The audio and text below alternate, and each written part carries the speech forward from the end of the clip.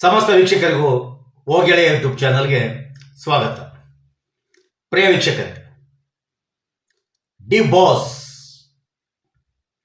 Boss Darshan ರವರು ಯಾವುದೇ ಸಮಸ್ಯೆ ಇಲ್ಲದೆ ಹೊರಗಡೆ ಬರೋದು ಸ್ಪಷ್ಟವಾಗಿ ಕಂಡು ಬರ್ತಾ ಇದೆ. ಇಲ್ಲೇನಾಗ್ತಾ ಇದೆ ಅಂತಂದರೆ, ವಿಚಾರಣೆ ಶುರುವಾಗಿದೆ. ಸುಮಾರು 4,600 ಪುಟಗಳಷ್ಟು ಚಾರ್ಜ್ ಶೀಟನ್ನು ಸಲ್ಲಿಸಿದ್ದಾರೆ. ಅದರಲ್ಲಿ ಸುಮಾರು 231 ಸಾಕ್ಷಿಗಳನ್ನು ಹೆಸರಿಸಿದ್ದಾರೆ. ಬಟ್ ಇಲ್ಲಿ ಏನಾಗುತ್ತೆ ಅಂತ ಅಂದರೆ, ಆ 231 ಸಾಕ್ಷಿಗಳು ಕೂಡ ಪ್ರೂವ್ ಆಗಬೇಕಾಗುತ್ತೆ. ಇಲ್ಲಿ ಏನು ಹೇಳಿಕೆ ಕೊಟ್ಟರು ಅದೇ ಕೂಡ ಕೋರ್ಟಲ್ಲಿ ಕೂಡ ಅವ್ರು ಹೇಳಬೇಕಾಗುತ್ತೆ, ಟ್ಯಾಲಿ ಆಗಬೇಕಾಗುತ್ತೆ. ಇಲ್ಲಿ ಮೇಯ್ನ್ ಆಗಿ ಇರ್ತಕ್ಕಂಥದ್ದು ಒಂದು ಸೆಕ್ಷನ್ ಯಾವುದು ಅಂತ ಅಂದರೆ 120B. ಈ ಸೆಕ್ಷನ್ ಹೇಳುತ್ತೆ ಕೊಲೆಗೆ ಸಂಚನ್ನ ಮಾಡಿದ್ದಾರೆ ಅಂತ. ಇದು ಸಂಚು ಮಾಡಿಲ್ಲ ಅನ್ನೋದಾದರೆ ದರ್ಶನ್ ಸರ್ ಅವರು ಬಹುತೇಕ ಹೊರ ಬರೋದು ಸ್ಪಷ್ಟವಾಗಿ ಕಂಡು ಬರ್ತಾ ಇದೆ. ಯಾಕೆಂದರೆ ಸಂಚು ಮಾಡೋದು ಅಂದರೆ ಏನೋ 2, 3, 4 ಆ ಥರ ಅಷ್ಟು ಜನಗಳು ಸೇರ್ಕೊಂಡು ಸಂಚು ಮಾಡ್ಬೋದು. ಆದರೆ 17 ಜನ ಸೇರಿಕೊಂಡು ಸಂಚು ಮಾಡೋಕ್ಕೆ ಸಾಧ್ಯನಾ? ಇಲ್ಲ. ಸಂಚು ಮಾಡಿಲ್ಲ, ಆದರೆ ಅಲ್ಲಿ ಕೊಲೆ ಆಗಿದೆ.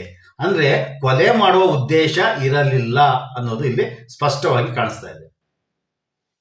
ಖ್ಯಾತ ಕ್ರಿಮಿನಲ್ ಲಾಯರ್ ಆದಂಥ CV ನಾಗೇಶ್ ಅವರು ದರ್ಶನ್ ಪರವಾಗಿ ವಾದವನ್ನು ಮಾಡ್ತಾ ಇದ್ದಾರೆ. ಬಹುಶಃ ಇಲ್ಲಿ ಏನಾಗುತ್ತೆ ಅಂತಂದರೆ, ಈ ಸಂಚು ಅನ್ನೋದನ್ನು ಪೊಲೀಸ್ನವರು ಪ್ರೂವ್ ಮಾಡೋದಕ್ಕೆ ಭಾಳ ಕಷ್ಟ ಆಗುತ್ತೆ.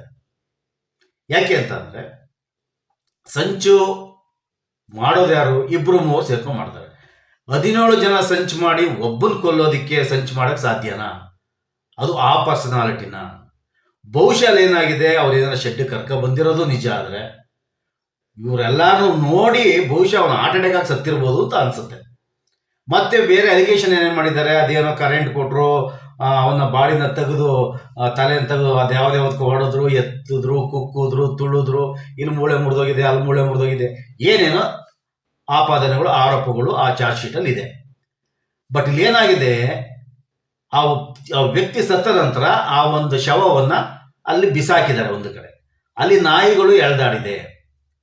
ಆ ಸಮಯದಲ್ಲಿ ಏನಾಗಿದೆ, ಚರ್ಮ ಕಿತ್ಕೊಂಡು ಬಂದಿರ್ಬೋದು. ಆ ಬಿಸಾಕಿದಂಥ ಸಂದರ್ಭದಲ್ಲಿ ಮೂಳೆಗಳು ಮುರಿದಿರ್ಬೋದು. ಅಷ್ಟೇ. ಅದು ಏನಾಗಬೇಕು, ಪ್ರೂವ್ ಆಗಬೇಕು. ಇದು ಇಲ್ಲಿ ಮಾಡಿರೋರ, ಇಲ್ಲಿ ಏನು 17 ಜನ ಅಂತ ಆರೋಪಿಗಳು ಇದ್ದಾರೆ, ಅವ್ರು ಮಾಡಿರೋದ ಅಥವಾ ಹೊರಗಡೆ ಆಗಿರೋದ, ಅದು ಪ್ರೂವ್ ಆಗಬೇಕು. ಅದಕ್ಕಿಂತ ಹೆಚ್ಚಾಗಿ ಏನಾಗುತ್ತೆ ಅಂದರೆ, ರೇಣುಕಾ ಸ್ವಾಮಿ ಅವರನ್ನ ಕೊಲೆ ಮಾಡಿರೋದನ್ನ ಯಾರು ಕಣ್ಣಾರೆ ನೋಡಿಲ್ಲ. ಆ ಶೆಡ್ಡಲ್ಲಿ CCTV ಇಲ್ಲ, CCTV ಫುಟೇಜ್ಗಳು ಇಲ್ಲ. ಇಲ್ಲಿರೋ ಸಾಕ್ಷಿಗಳು ಯಾವುವು? ಅಲ್ಲಿ ಒಳಗಡೆ ಹೋಗಿದ್ದು ನೋಡೋದು, ಹೊರಗಡೆ ಬಂದಿದ್ದು ನೋಡೋದು, ಅಷ್ಟೇ ಇಲ್ಲಿ ಸಾಕ್ಷಿ ಇರೋದು. ಬಟ್ ಒಳಗಡೆ ಏನಾಯಿತು, ಹೊಡೆದಿದ್ದ್ಯಾರು, ಕಣ್ಣಾರೆ ನೋಡಿದ್ದ್ಯಾರು? ಯಾರೂ ಇಲ್ಲ.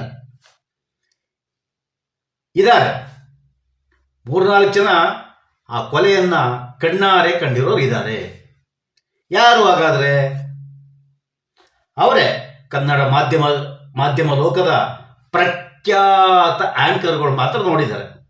ಅವರು ಮಾತ್ರ ನಾವು ನೋಡಿದ್ದೀವಿ ಅಂತ TV ಪುಂಗ್ಕೊಂಡೇ ಬತ್ತಿದ್ದಾರೆ 1 ವರ್ಷದಿಂದ. ಸದ್ಯಕ್ಕೆ ಅವ್ರಿಗೆ ಉತ್ತರ ಸಿಗುತ್ತೆ. ಹಾಗಾಗಿ ದರ್ಶನ್ ರವರು ಖಂಡಿತ ಬಂದೇ ಬರ್ತಾರೆ.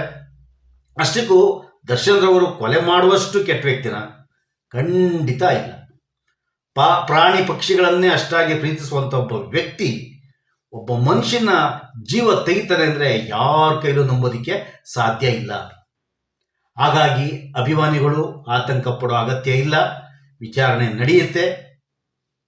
ಒಂದಲ್ಲ ಒಂದಿನ ದರ್ಶನ್ ರವರು ಯಾವುದೇ ಆರೋಪಗಳನ್ನು ಮೈ ಮೇಲೆ ಒತ್ಕೊಳ್ದೆ ಹೊರಗಡೆ ಬಂದೇ ಬರ್ತಾರೆ. ಆ ದಿನ ಬಂದೇ ಬರುತ್ತೆ. ಹಾಗಾಗಿ ಗಾಬರಿ ಪಡೋ ಅವಶ್ಯಕತೆನೇ ಇಲ್ಲ. ಯಾರು ತಪ್ಪು ಮಾಡಿದ್ದಾರೆ ಅವರು ಶಿಕ್ಷೆಯನ್ನು ಅನುಭವಿಸ್ತಾರೆ. ನೋಡೋಣ ಕಾನೂನಲ್ಲಿ ಏನಾಗುತ್ತೆ, ಏನು ಬದಲಾವಣೆ ಆಗುತ್ತೆ, ಎಲ್ಲವೂ ಕೂಡ ಕೆಲವೇ ದಿನಗಳಲ್ಲಿ ಹೊರಬರುತ್ತೆ. ಹಾಗಾಗಿ ಎಲ್ಲರೂ ದರ್ಶನ್ ಸರ್ ಹೊರಗಡೆ ಬರಲಿ ಅಂತ ಆ ದೇವರಲ್ಲಿ ಪ್ರಾರ್ಥಿಸ್ಕೊಳ್ಳೋಣ. ವಿಡಿಯೋ ನೋಡಿದ್ದಕ್ಕಾಗಿ ಧನ್ಯವಾದಗಳು.